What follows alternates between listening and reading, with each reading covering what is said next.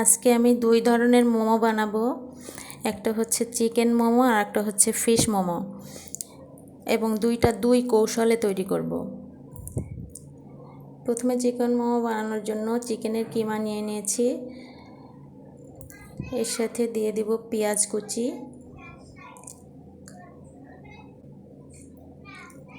এরপর দিব মরিচ বাটা,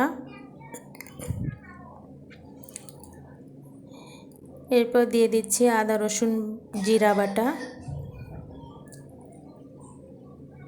এরপর গোলমরিচের গুঁড়া দিয়ে দিলাম, দিয়ে দিচ্ছি কাঁচামরিচ কুচি,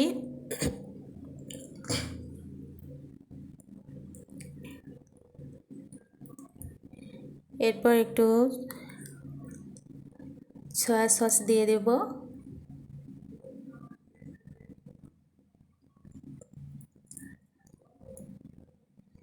সয়া সস দেওয়ার পরে সয়াবিন তেল দিয়ে দিলাম পরিমাণ মতো। এরপর একটু মাখিয়ে নিচ্ছি।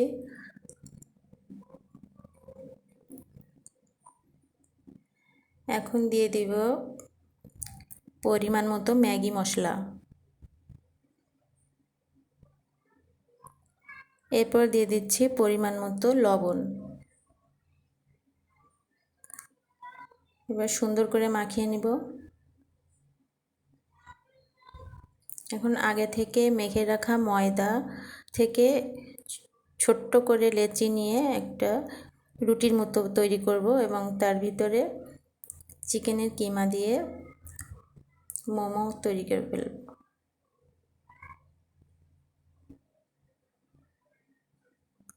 যে এভাবে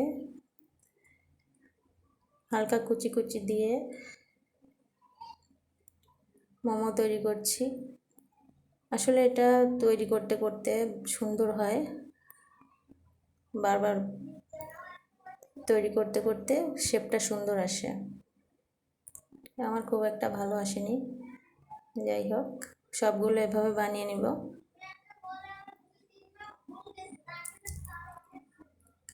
এখন স্টিম করে নিয়েছি রাইস কুকারে দিয়ে, এখন তুলে নেব প্লেটে। প্রথমে আমরা চিকেন মোমোটা তুলে নিয়ে খেয়ে নিব, এরপরে ফিশ মোমোটা তৈরি করতে যাব। সাথে সসও তৈরি করেছি। এখন ফিশ মোমোটা তৈরি করে নিয়েছি, এভাবে সবগুলো তৈরি করা হয়ে গিয়েছে। এখন আমি অন্য পদ্ধতিতে এটা স্টিম করে নিব।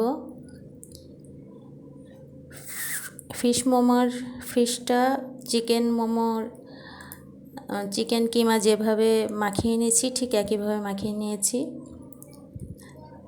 এখন আমি মাছটা যে ভেজে নিয়েছিলাম, কড়াইতে মাছ ভাজা তেল রয়ে গেছে, সেই তেলের ভিতর হালকা পানি দিয়ে একটু গরম হলে ফিশ মোমোগুলো দিয়ে দিচ্ছি।